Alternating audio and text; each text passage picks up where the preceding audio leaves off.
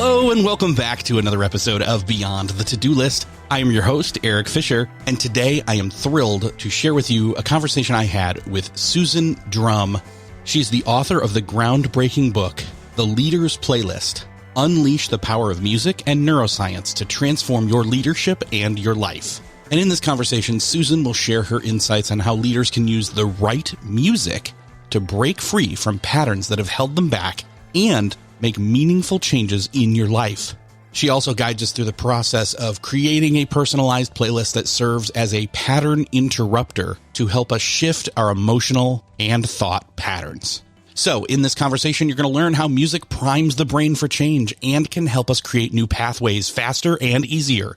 Then you can understand how to create a playlist that represents your desired emotional state and use it to interrupt negative patterns. And then finally discover the importance of self-awareness, building new neural pathways to transform your leadership and create a supportive environment for you.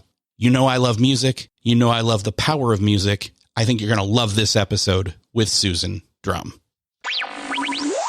Well, this week it is my privilege to welcome to the show Susan Drumm. Susan, welcome to Beyond the To-Do List. Thank you. I'm excited to be here with you. Same. Glad to have you. And I'm really glad to talk about this. You've got a book called The Leader's Playlist, and then a great subtitle, Unleash the Power of Music and Neuroscience to Transform Your Leadership and Your Life. And there's so many different words I'm latching onto there. Neuroscience for one, music for another, and leadership, because we talk about that pretty often. I'm curious, you've got a couple of different degrees and you're coming at this from a couple of different approaches or angles, but the book right up front is called The Leader's Playlist. I'm wondering, can you explain what that concept is and how the road to that and this book and putting it out there came to be? Yes, I'd be glad to share that. Well, after doing leadership development and coaching CEOs from all sorts of backgrounds, billionaire CEOs, high profile political figures, incredible Fortune 100 teams, I noticed patterns, and we'll get more into why I noticed patterns. But here's the pattern I noticed, that we lead from the child within us. So the bottom line is we're inherently terrible at making changes we know we need to make, right? We've now had, 40 years of human potential research and learning about what good leadership looks like. And we've had 15 years of mindfulness and presence-based training, and we're still not good at doing what we know we need to do. And that's because we're not good at interrupting ourselves, and we're not really good at creating new behavioral patterns. We get stuck in ruts and we live life like the movie Groundhog Day. And the reason that is because these are patterns that have been deeply grooved. They're neural pathways that were built in our childhood.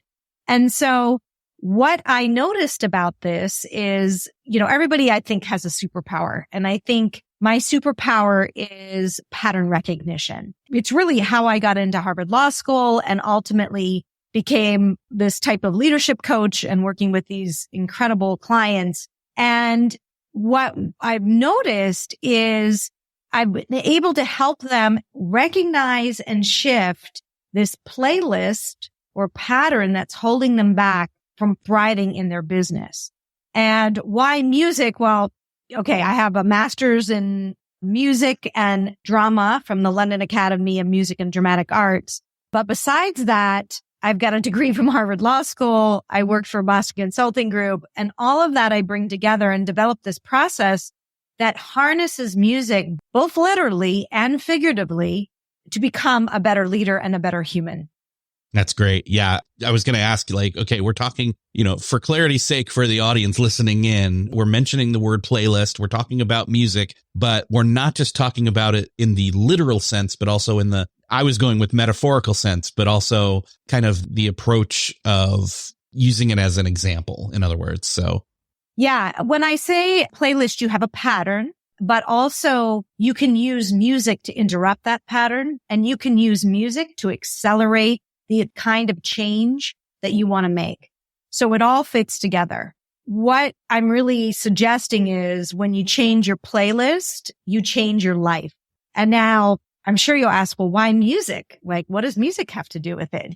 That's an interesting combination of music and leadership, right? Well, what I discovered is music, and there's a ton of research out there on this. Music primes the neurological landscape to form new pathways faster and easier. So when you use it the right way, you can even shift deep-seated patterns built from childhood that get in our way. And the way I'm suggesting you use it is you can break free of patterns that get us stuck in overwhelm and frustration. Because with this new playlist, you'll have freedom, more engagement, more deep satisfaction for you. And if you lead a team, with your team, your business will run more efficiently and effectively. You'll be able to build capacity in yourself and others. And really, ultimately, what I'm interested in is achieving a meaningful mission. And the studies on music and how it impacts all regions of the brain are fascinating. If you've ever read anything about how music helps Alzheimer's patients or those with dementia who are late stage, who are unresponsive, they put their favorite music on and they literally come alive. They start talking. There's a measurable increase in eye contact, smiling. And this can be seen on an MRI where all regions of the brain are lighting up at that moment. It literally reinvigorates the brain. So what I want to do is take this incredible power of music and make some of the biggest changes we want to make in our lives using it. I love that. As you're saying that, I have a personal experience that I actually haven't thought of in a very long time. My musical background, which I shared a lot of in a previous episode that I guested on and then brought over into the feed for this show, which I'll link up to in the show notes, about the power of music and all of that. One of the things was that my grandfather had a giant grand piano, and I would, when I was younger, like lay underneath it as he was playing and watch his feet with the pedals, but also see some of the things hit and all of that. Well, he had Alzheimer's. Late stage Alzheimer's. Before he was being taken care of in a facility, he would be at home. He would forget other things and he would still kind of not always be there. But you sit him down in front of that piano, he would just tear it up. And it was so interesting to see how just ingrained and part of him that was. Yeah, amazing. And part of it, what emotional state does it bring him to? That's what we're really looking at, because music is a direct impact on our emotions and helps us determine what we think about. So why not use this power to be able to make shifts emotionally and in thought patterns? Yeah. In other words, what you're saying is we have these thought patterns, neurologically, I should say. We've had them since we were young, since we were children, as you were talking about. And whether they've changed or not, due to doing the work on ourselves, so to speak, or learning, maturing, etc., there's still lingering pieces, probably. And yet that's metaphorically happening. And then literally now we can use literal music and the power of it and the deep-seated ability for it to activate, regrow, or change pathways, I should say, is a better way to put it. Somebody corrected me a while ago. I kept using the phrase muscle memory, and they're like, well, technically the brain is a muscle, but really it's not about your muscles in your body. It's about the neural pathways. And I said, thank you for correcting me. I am glad to look at it the right way moving forward. Yeah. So, think about the last time you got triggered by something. Something just got under your skin and it just irritated you. And you either stewed about it internally, right? Or maybe you had an outburst about it as well. Like I just had a guy cut me off pretty harshly on the highway, right? And so these types of things, how we're responding and where it takes us, can be what I call your 8-lane highway to hell, because it's almost like it takes off and you're already down the path of anger, frustration, all this. And how long that lasts, we want to feel our feelings because they give us information. But the problem becomes when it becomes a pattern in your life, and not everybody can see these patterns. That's why I say, for me, I'm all about pattern recognition. And so we don't even have to go back to your childhood to understand where that comes from or what's going on there, right? All we need to do is look at today and start to look at what's the sort of pattern that you notice in yourself that you'd like to shift, right? And what's happening in that? And what emotional state are you finding yourself when you're in that 8-lane highway to hell? And then how can we shift that? For some people, they can't even tell that. They're just focused on the external world, like, well, his fault and he cut me off and all that stuff. But a lot of times they say, well, why is that happening to you in the first place? Like, let's look at what it is that has you focus on certain things. Like, I could have been cut off and be like, whatever. But for some reason in this day in particular, I think I was feeling frustrated. My email server went down and I couldn't get it working and I wasn't getting emails from people, and you know what a headache that is. And then I get in the car and I drive and this guy cuts me off, right? It's all leading to that piece. And so I think it's important to look at, well, how do we shift these? They just feel like they're second nature, but they're not. Actually, they're just grooved pathways that have been there since, again, childhood. And we can shift them, meaning we can be at choice and build another 8-lane super freeway to take. But that's hard to do normally. That's why change is hard. This is where music comes in, because music will allow us to build that new 8-lane highway much faster and more efficiently than if we were to try to do it without it. And so what I'm almost saying is music is like a turbo driver or, supercharger to be able to make the changes that you need to make or want to make in your life. So if we are or are not aware of those default responses that happen, we should be trying to, and we may be getting dinged for it without even knowing it from other people's default responses to our default responses, if we want to go that way with it. But once we start to notice and once we're aware, what's that first step look like in terms of obviously self-awareness? We've identified a change. We've identified, getting cut off and that being a trigger. What's that next step in terms of starting to rewire and create new pathways? Yeah. And I want to outline to your listeners too. I outline the detailed 7 steps in chapter 12 of the book. The first 2 chapters lay the groundwork for why our childhood shows up today in how we interact, and why music is a powerful tool to shift behavior and how it impacts our brain. Then I give little mini stories. So there are 9 of them about leaders. So you can get plenty of examples about how leaders discovered their pattern and then what they did to shift it and what playlists they use. And you can even download, you've got a QR code, you can download the actual playlist that they use. And the reason I have 9 short stories is because one of these is probably going to resonate with you. And I wanted people to have choice. And then I take you into what is that step-by-step process. So I'm not going to go into all of the details of it now, but I'll just kind of give you a highlight through an example, right? There was a leader.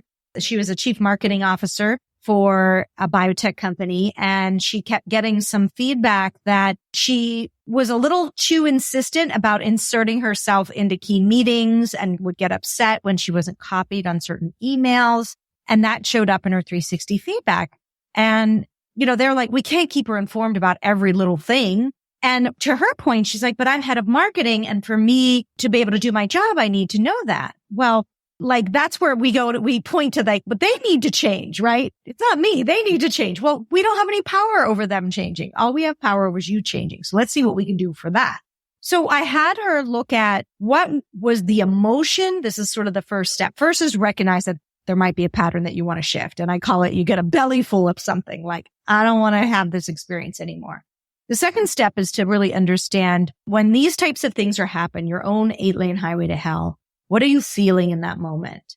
And really jot down those emotions for you. For this leader, it was feeling frustrated. It was feeling angry. And she really felt like she was basically being left out. So then I asked her, well, where else in your life does this show up where you're feeling angry and you're feeling left out?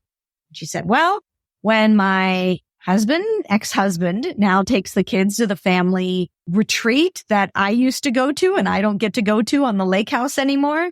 Yeah, I feel angry and I feel left out. Okay, where else did that show up? And we were able basically to trace it back. It happened when she didn't get into the sorority that she wanted to get in. It happened back in childhood because her sister was the kind of blonde, pretty one, and she was the vivacious one and got all the attention. And nobody really paid attention to Deborah, right? She was the mousy one. And so to some degree, she's been having this playlist when she could see that this isn't just about what's happening in this 360 feedback. And let me tell you, it rarely is. I promise you, what is occurring that is getting under your skin, the reason it's getting under your skin is because it's been a lifetime of experiencing this, right? Get off the merry-go-round, I say. So for her, she chose a song that would best represent that to her as a pattern interrupter. And what she chose was Adele's Hello. So you know the song is like, hello, can you hear me? Like, pay attention to me, pick up the phone, right? And when she felt that familiar pattern start up or kick up, which wasn't included in an email, she found out about something after the fact, she could go, oh, there's Adele again. And I had her really listen to that music and get in touch with like the feeling of like, what does it feel like to be on the other, like where Adele was in that? Like, that's a horrible feeling. So just recognize that you've ignited that. And the next step then is to build the new neural pathway. Okay, what do I want to shift that to? And start practicing shifting that. And for her, we got really clear, what is it she wants to experience instead? She wanted to experience peace and appreciation. And she came up with a new playlist title called I Bring Peace and Appreciation. And so the literal part is she created a playlist of songs that helped her be in that emotional state, practice that emotional state. Because the more you can practice it, the more you can access it when you really need it. And that's the pathway building. So we did all sorts of things, which I won't get into. There's information in the book about how she did that. But it really transformed how people treated her, but it first transformed how she responded to what was happening in the external world. And therefore, people treated her differently as a result of that. Interesting. It's a great story. And I think we all can kind of find some way of resonating. I'll use resonate because that's almost like music, right? Yeah. We're humming at the same vibration that the other person is, in other words. And so I can find myself in that. I can see myself there. I'm curious then, what kind of, you talked about the Adele song. Is it just finding that one song to kind of acknowledge and or sit with or immerse yourself in that awareness? Is it just acknowledging it? Like, how far do you want to go? Once you have that self-awareness and you have that first kind of song, so to speak, how long do you stay there? And or do you keep that just to kind of acknowledge it before moving on to creating a full-blown playlist? And I'm sure there's a whole bunch more going along with crafting the air quotes perfect playlist for you moving forward. Yeah. I mean, what we want to do, it's a pattern interrupter. So you have to notice that you're on the 8-lane highway to hell and take the first exit. And so this is a way for you to think about how you take the first exit on that. And it helps to recognize that it is a pattern, that this is a normal pathway that you've experienced many times before. I had her listen to that song, like just really get the groove of understand it, but it's not like you have to go play it or not unless you feel like that's what's needed to shift it. Now, when I say all this, it's not to say, oh, feelings of anger or frustration, we should never feel them. That's not the case, and that's never going to be the case. In fact, we want to feel our feelings because they have important information. Usually, let's say anger, it lets us know that a boundary's been crossed so that we can take appropriate action to reestablish the boundary. So I'm not suggesting that we want to just not feel the feelings. We want to recognize them and take the appropriate action that needs to be taken. But what I am talking about is when you're stuck in a recurring pattern over and over and over, and you keep experiencing the anger train. That's what I'm talking about, right? So for that, if we want to shift the pattern and make it not feel like Groundhog Day, yes, we need to spend some time with it and understand where it comes from and decide, is there a boundary that needs to be reset and how will I do that? But really, you want to build an alternative highway. Now, I can't help but think that some people listening in are thinking, this sounds great, but also I feel like maybe there's some work here to be done in terms of professional therapy and counseling that would play a part in all of this. Can you speak to that? Well, sure. A coach or therapist can help you with this without a doubt, right? And I'm giving you some examples and I'm giving you ways in which you can do it. But I've had people who weren't working with that be able to kind of recognize, I think it's about your level of self-development and growth, right? Some people will be able to do it on their own. Some people will need a coach to help them or a therapist to help them. I wanted to make it accessible for anyone because I believe it is possible to recognize patterns and then to start to say, what do I want to create instead? I mean, that should be your ability to do so. Now, as far as getting to that point, like what does crafting the playlist look like? Are we talking half an hour, talking an hour? Because songs have various lengths. Like I'm a fan of the movie High Fidelity, where he's talking about making the perfect mixtape to get a girl to like him. You want to start off here and then you want to crank it up, but then you want to back off a little bit. And so, I'm already kind of there with that mentality, but I'm curious what your approach is with this. My approach is to choose at least 10 songs that you have that best represent the new emotional state that you want to be in. And based on that, what are songs that have you feel whatever that is? Is it gratitude? Is it joy? Is it energized? Is it confidence? And choose one that's your anchor song. And like I said, the old playlist, there was an anchor song. She also had a bunch of other songs on the old playlist. It wasn't just Adele, right? But she had her anchor song of Adele. And then you have the new song that's your anchor that you can kind of go to when you really need it. But you're also practicing, not when you're in the ring, so to speak, practicing and listening to that music. And the thing about it is the reason you want more songs is the brain likes variety, right? And after a while, you're going to need to switch out some new songs, right? Because what you want to notice is what is the music doing to you? Is it having you stay in that emotional state? Or practice to the best of your ability, practicing that emotional state. And if the songs are too tired now, then you got to find some that fit in. That's why we gave lots of examples and suggestions through this downloadable QR code for people to see what other people use. You're like, oh yeah, that song. I think that's helpful for people. Do you think there's a place for multiple playlists? Because I believe that, to go back to your original example of yourself and getting cut off in traffic and whatever that issue is and where that comes from childhood, et cetera, to be blunt, we all have multiple issues. We all have multiple pathways that aren't probably the pathways we should have anymore in terms of being mature and handling the world and relationships well. So it seems like there's multiple opportunities for playlists that help with creating the new pathways we want to create. Yeah.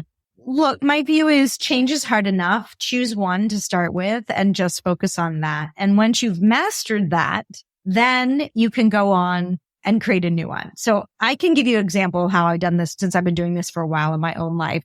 My old playlist was I Am Treated Unfairly. And there were lots of examples in my life, and people would externally look at some of the things that happened and saying, yeah. And more, it happened a little bit in my professional career, early stages, but more in my personal life. And I was able to shift using a playlist called I Am Empowered. And my anchor song was Bruno Mars' 24 Karat Magic. It was like, the song that would just be like, it's anything but being treated unfairly, right? And my old playlist song was Jar of Hearts by Christina Perri, right? It was just sort of like, really wounded. And so when I felt myself going back to the frustration and resentment and this sort of feeling unfairly, I knew as a coach that wasn't a loop that would serve me. I could use 24 Karat Magic to switch me out of it because I was kind of sick of going down that path, put it that way. And the more I used, this is how I discovered this technique, by the way. The more I used it, the more I could interrupt that pattern that what I knew wasn't serving me. But it's like, you can't help yourself. The feeling like, you just can't help yourself. Like anytime, I had some betrayal, and anytime the name would come up, there I was going down that path again. Right. And I'm like, stop. So Bruno Mars and my Empowered playlist was transformational, and me being able to be at choice and not have to go down that path anymore. And once I was complete with that, one of the things that I started really exploring, and I created a new place. And when I say complete with it, it's not that old playlist. I could still access it at any time. When that person cut me off, I was accessing, I'm being treated unfairly again, right? Because it's there. It ain't going away. But in the moment, I have the choice to quickly shift out of it using music, right? And catching myself. So when you build an equal sized 8-lane highway and you want to tackle other things, then go to the other things. And the next one for me was really about self-love. And so I built this playlist called I Am the Love of My Life. And it was all songs that really had me be in joy and appreciation for who I was. So that's an example of how you can start to move it. But I really encourage not to try to do too many at once because look, it's hard enough to do one. Let's get some wins. Right, right. Well, and I can't help but think, going back to the title of the book, it's called The Leader's Playlist. So as a leader, taking agency in our own lives and whatever that means, we all have multiple roles at this point. We're all wearing tons of hats. It's ideal that we do this with ourselves. But I'm curious, some people look at leadership and think, I'm leading others, and they're looking outward and they're noticing other people who are following pathways that they probably shouldn't be. And, maybe having default reactions to that, et cetera. I'm curious if, as a leader, noticing this in my teammates, how do I, without forcing it on them, give them the help that they need, give them the space, give them the suggestions, bring them to the water and help them drink?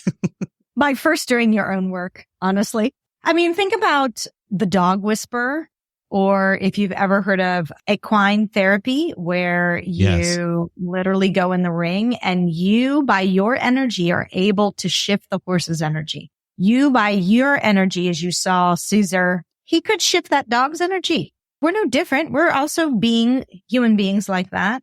So your only agency is often yourself and shifting your energy. So I would always, was why it's the Leader's Playlist is like, start there.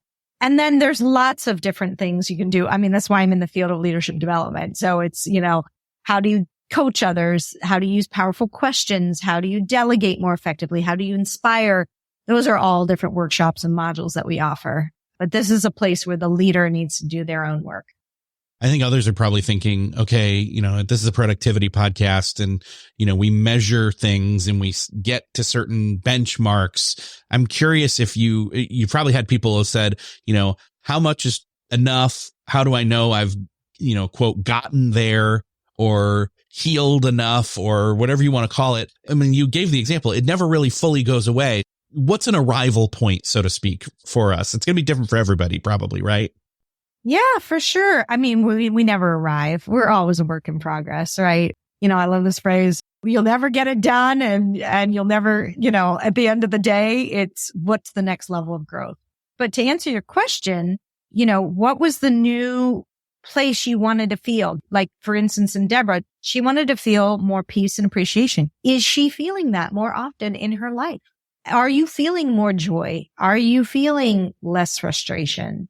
That's your indicator. Yeah. And so it plays back into self-awareness, the original catalyst for even acknowledging and noticing that there was a path and change that needed to happen. It's a kind of a gut thing in a way, isn't it? Yeah. Yeah. But you might also get people sharing, wow, you seem different. I've had so many people say, wow, your energy is so different now, right? They'll give you feedback, just like the dog gave the dog whisperer feedback, or if you're in the ring with the horse is going to give you feedback exactly where you're placing your energy. Well, then, so I go back to, again, you talk about the leader doing the work on themselves first, and then they provide that energy to the others around them. And then obviously, other than the leader giving a copy of the book, how do they foster like an environment where this kind of change and vulnerability and transparency can happen? Well, certainly you could lead a discussion to share what the shift was for that leader, right? What were they working on? How did they do it? And then if there's enough trust in the team, or maybe these are in one-on-one conversations, have the other person start to identify what's a pattern that you might want to shift. And maybe you can think about it. Or if there's a good relationship, the leader can say, here's a pattern I notice that may be showing up for you. What do you notice about that? Right? And it's just let's have a dialogue about that. Sometimes we need other people to tell us that there's this pattern going on, right? Sure, your spouse could tell you plenty of the patterns that get in the way of your relationship, right? And so sometimes we need a little bit of a mirror holding up, and that's also what a coach does. Yeah. Yeah. And you mentioned like having a 360 review. It's going to be based on, you're not going around to strangers saying, hey, I noticed that this happens all the time with you, even though you were just acquaintances. It's more of there's a relationship that has whatever the high enough level of trust to be able to feel like you can speak in. And if they don't have the self-awareness yet, you can notice the pattern and kind of tactfully and carefully in a kind way, point it out without holding their head straight to it, point to it, and just lightly point to it enough that they feel like, call attention to it, in other words. Yeah. But notice what needed to be there as a precursor is the leader needing to create relational safety by first sharing and being vulnerable about their own patterns and what they've been working on to shift it. That opens the door for the other person to think about what their pattern may be.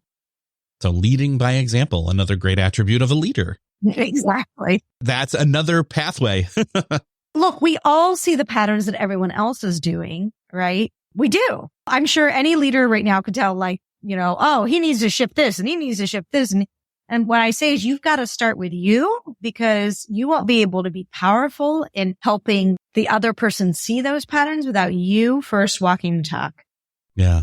Well, I know that we probably made people aware of this, maybe some for the first time, and some are thinking, I want to dive deeper on this. One, we can point them where to go and get the book, but also where to go to find out more about you and the work that you're working on, and maybe even get a little bit more of the science and the leadership aspects of it on your site. So where can people find out more?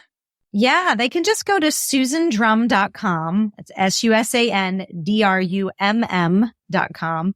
Yes, my last name is Drumm, like the instrument, only with 2 M's. All this music and stuff, I don't know how that happened. But you can go there. There's a free quiz there that says, what's your path to enlightened leadership? And it'll ask you, I think there's only like 7 or 8 questions there. And it'll give you some idea of what the pattern may be for you. And again, 7 or 8 questions. It's a door opener, but it might show you what your superpower is and a potential liability of what that 8-lane highway might look like for you. Great. I will link that up in the show notes, and everybody will be able to go find that without having to remember it, although it's not hard to forget. So, Susan, it's been great. I can't wait to see kind of the impact that this approach will help people who honestly probably have been struggling with bad habits. And yet this is a true way to really dig underneath and inside of and get to the root cause and really do some profound change. Yeah, that's what I'm here for. This is my mission. And I believe we are only scratching the surface of what music can do. So excited to bring this to your listeners and hope they start to take a deeper look and be empowered to make the changes that they want to make in their lives. Awesome. Well, thank you so much for being here. Thank you. Well, that's another podcast crossed off your listening to-do list. I hope that you enjoyed this conversation with Susan Drumm and started to get an idea of what's going on your playlist or multiple playlists that you would like to create. Make sure to grab the book over at the show notes at beyondthetodolist.com or wherever you're listening to this. That's also where you can do me the favor of sharing this episode with somebody that you know needs to hear it. Hit that share button wherever you're listening to this, or again, over on the show notes at beyondthetodolist.com. Thank you so much for sharing. Thanks again for listening, and I will see you next episode.